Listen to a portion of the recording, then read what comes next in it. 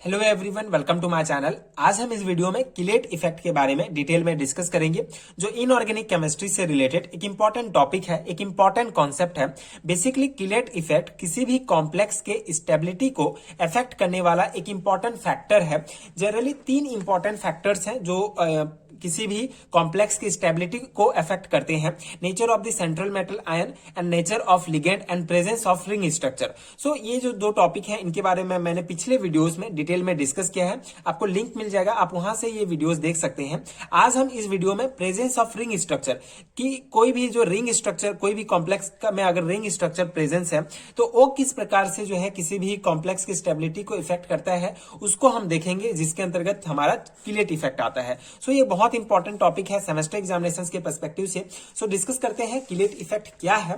So generally chelate effect को अगर आप एक शब्द में समझना चाहें, एक जनरल अगर आप समझना चाहें, तो किसी भी कॉम्प्लेक्स अगर साइक्लिक स्ट्रक्चर है, ठीक है, किसी भी कॉम्प्लेक्स के साइक्लिक स्ट्रक्चर को ही किलेट शब्द यूज किया जाता है। किसी भी कॉम्प्लेक्स के साइक्लिक स्ट्रक्चर के लिए किलेट शब्द का प्रयोग किया जाता है। ये बेसिक आपको समझना होगा कि किलेट क्या होता है।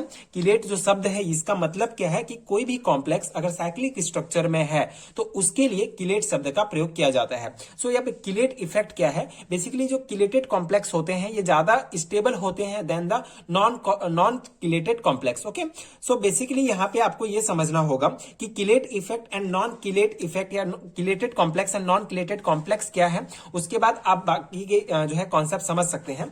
तो यहाँ पे आप ये स्ट्रक्चर देख सकते हैं। ये हमारे दो एग्जाम्पल हैं। बेसिकली ये जो है हमारा नॉन किलेटेड कॉम्प्लेक्स है, ठीक है, नॉन किलेटेड कॉम्प्लेक्स है एंड ये किलेटेड कॉम्प्लेक्स है। अब हम कैसे रिकॉग्नाइज करेंगे कि ये हमारा नॉन किलेटेड है या किलेटेड है?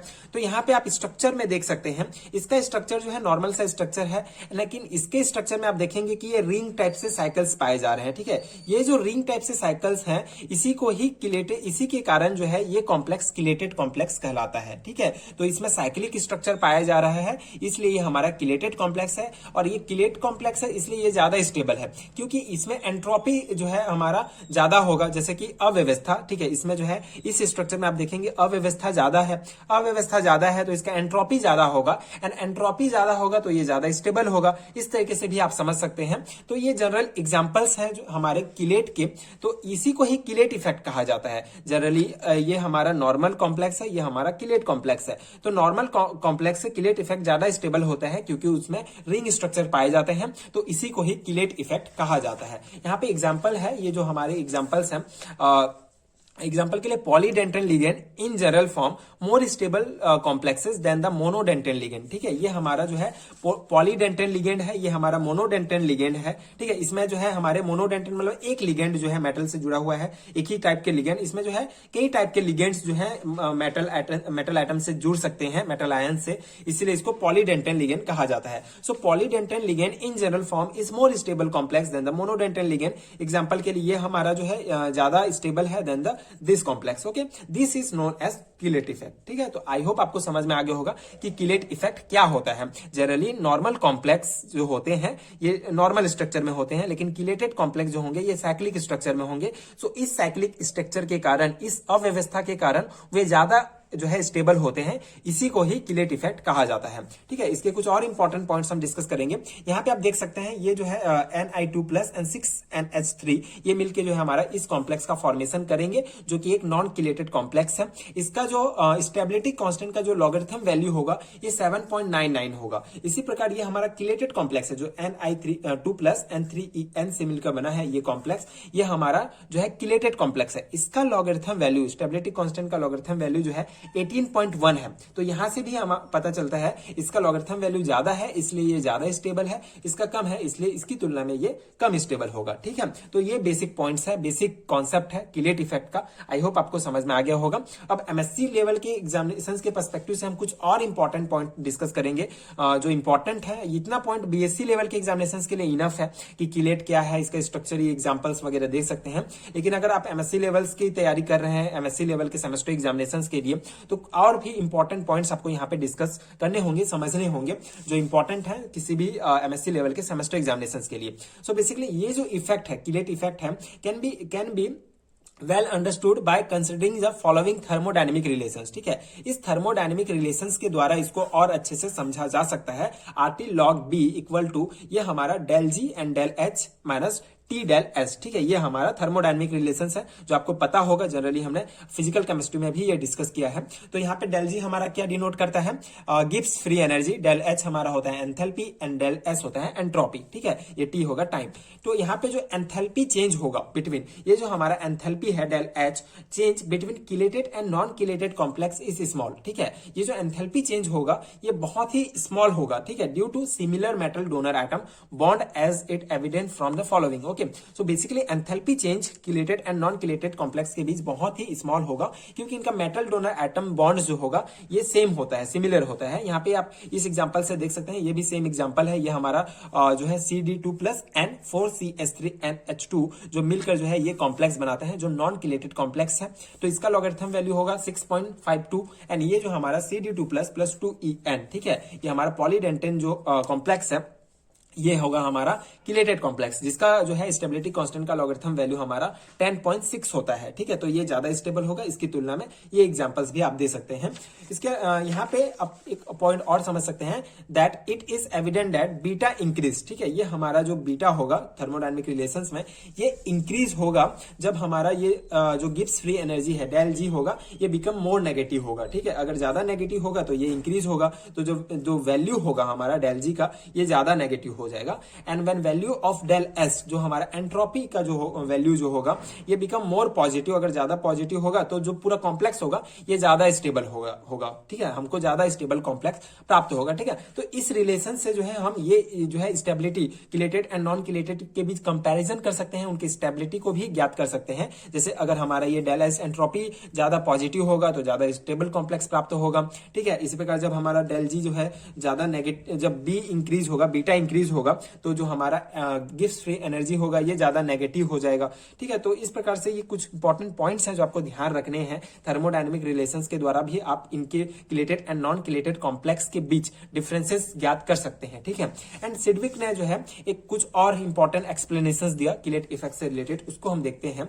उन्होंने बताया, सिडविक जो है ने बताया कि व्हेन H3N ठीक है, ये हमारा लिगेंड है NH3 और ये हमारा मेटल बॉन्ड, इनके बीच बॉन्ड बनेगा, तो ये जो बॉन्ड होगा ऑफ नॉन किलेटेड कॉम्प्लेक्स। ठीक है, ये जो नॉन किलेटेड कॉम्प्लेक्स है तो इनके बीच जो बॉन्ड होगा अगर ये टूटेगा, ठीक है, अगर ये हमारा नॉन किलेटेड कॉम्प्लेक्स है, ठीक है, तो ये NH3 एंड मेटल के बीच, ठीक है, जो बॉन्ड होगा अगर ये टूटेगा इस ब्रोकन, सो NH3 जो लिगेंड होगा पूरा कॉम्प्लेक्स को लीव कर देगा, पूरा अलग ही हो जाएगा। लेकिन अगर one bond of the किलेटेड complex, ठीक है, अगर किलेटेड कॉम्प्लेक्स जैसे ये हमारा किलेटेड कॉम्प्लेक्स है तो इसका अगर एक बॉन्ड टूट भी जाता है, मेटल से अगर लिगेंड का एक बॉन्ड टूट भी जाता है तो क्या होगा, is broken the metal ion still remain attach to the ligand by second bond as so below. ठीक है, यहाँ पे हम देख सकते हैं, इस पे आप समझ सकते हैं कि ये बेसिकली ये पॉइंट क्या कहता है कि अगर नॉन किलेटेड कंपाउंड है, नॉन किलेटेड कॉम्प्लेक्स है, सो उसका मेटल से अगर लिगेंड का बॉन्ड टूट जाता है तो पूरा अलग हो जाएगा।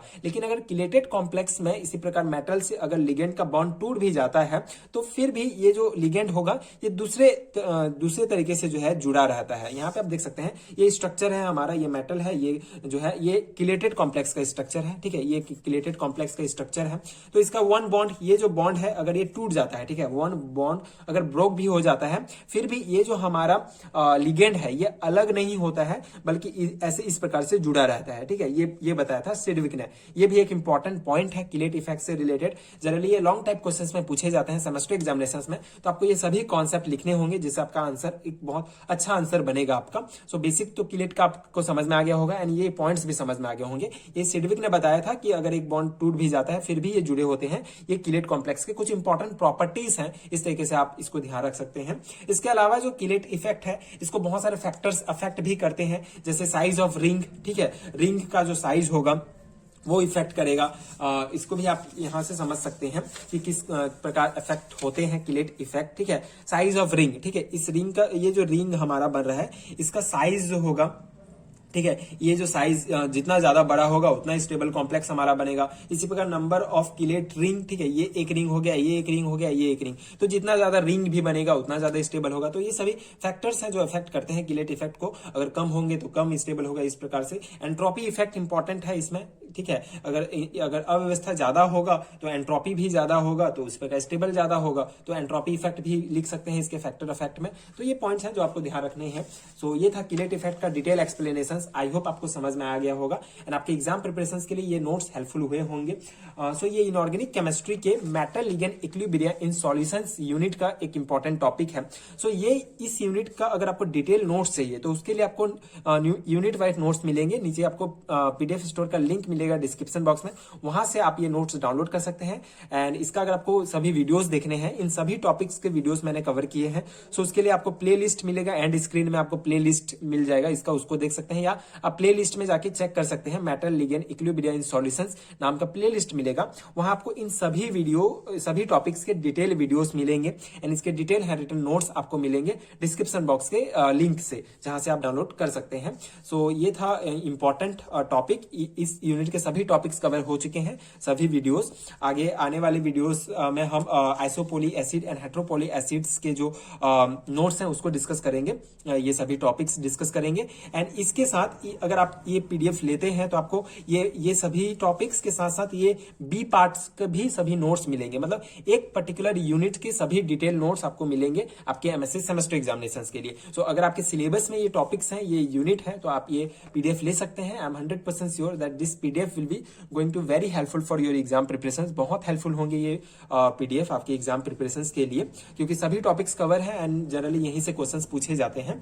सो आई होप आपको समझ में आ गया होगा ये टॉपिक। एंड अगर वीडियो हेल्पफुल रहा होगा तो आगे की वीडियोस देखने के लिए प्लीज सपोर्ट कीजिए, please subscribe to my channel and thank you so much for watching.